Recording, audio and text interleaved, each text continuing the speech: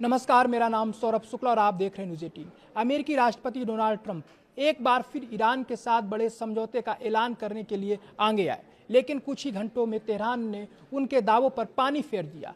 Trump ने दावा किया था कि अमेरिका और ईरान के बीच युद्ध खत्म करने वाला समझौता लगभग तैयार है और इस पर सप्ताह के आखिरी तक हस्ताक्षर हो सकते हैं। हालांकि ईरान ने साफ कहा है कि अभी किसी अंतिम समझौते पर फैसला नहीं हुआ है। ईरान के विदेश मंत्रालय के प्रवक्ता इस्माइल बघाई ने कहा कि बातचीत के ड्राफ्ट का बड़ा हिस्सा तैयार हो चुका है, लेकिन ईरान अपनी रेड लाइंस से समझौता नहीं करेगा। उन्होंने साफ शब्दों में कहा, ईरान अभी किसी अंतिम समझौते पर नहीं पहुंचा है। ट्रंप ने व्हाइट हाउस में पत्रकारों से कहा था, हमने ईरान के साथ युद्ध खत्म करने वाला शानदार समझौता कर लिया है। उन्होंने यह भी दावा किया कि होर्मुज जलडमरू मध्य समझौते के बाद दोबारा पूरी तरह खुल जाएगा और ईरान के सर्वोच्च नेता अयातुल्लाह मुस्तफा खमनेई भी इस पर सहमत है, लेकिन तेहरान की तरफ से ऐसी किसी मंजूरी की पुष्टि नहीं की गई है। तनाव के बीच ईरान ने अमेरिका पर भारतीय नाविकों की मौत का भी आरोप लगाया है। बघाई ने सोशल मीडिया प्लेटफॉर्म एक्स पर लिखा कि अमेरिकी हमलों में भारतीय क्रू वाले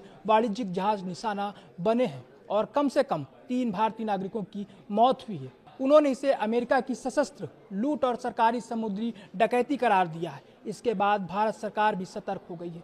शिपिंग मंत्रालय ने कहा कि खाड़ी क्षेत्र में बिगड़ते हालात को देखते हुए सभी एजेंसियों को अलर्ट पर रखा गया है। भारतीय नाविकों और समुद्री हितों की सुरक्षा के लिए विदेश मंत्रालय भारतीय नौसेना और अन्य साझेदार देशों के साथ लगातार संपर्क बनाए रखे जा रहे हैं। अमेरिकी सांसद जिम ने गाजा में ल्यूकेमिया से पीड़ित 6 वर्षीय फिलिस्तीनी बच्चे की मौत का मुद्दा उठाते हुए इजराइल की नाकेबंदी की आलोचना की है।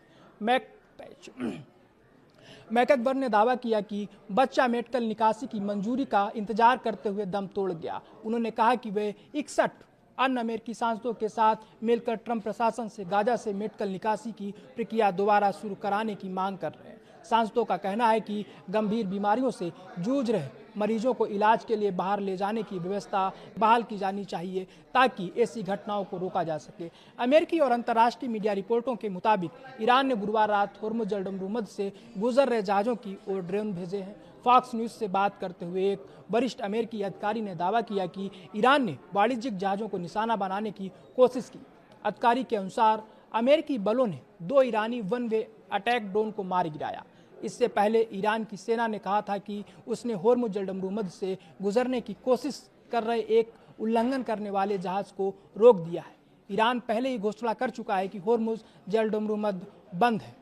इसी बीच शुक्रवार तड़के दक्षिणी ईरान के होर्मुजगान प्रांत में स्थित सिरिक तट के पास 2 धमाकों की आवाजें सुनी गई। बंदर अब्बास पोर्ट पर भी धमाके सुने गए। ईरानी मीडिया के मुताबिक धमाके समुद्र की ओर से हुए और उनका संबंध होर्मुज जलडमरू मध्य से हो सकता है। तस्नीम ने दावा किया है कि ये तस्नीम एक एजेंसी है। उसने दावा किया है कि जलडमरू मध्य से गुजरने के दौरान हुई किसी कथित उल्लंघन के जवाब में ईरानी सेना की कार्रवाई से जुड़ा मामला हो सकता है।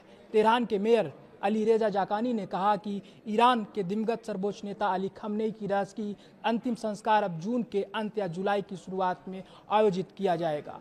फार्स न्यूज एजेंसी के मुताबिक यह फैसला मुहर्रम के पहले 10 दिनों के धार्मिक आयोजनों को ध्यान में रखते हुए लिया गया था।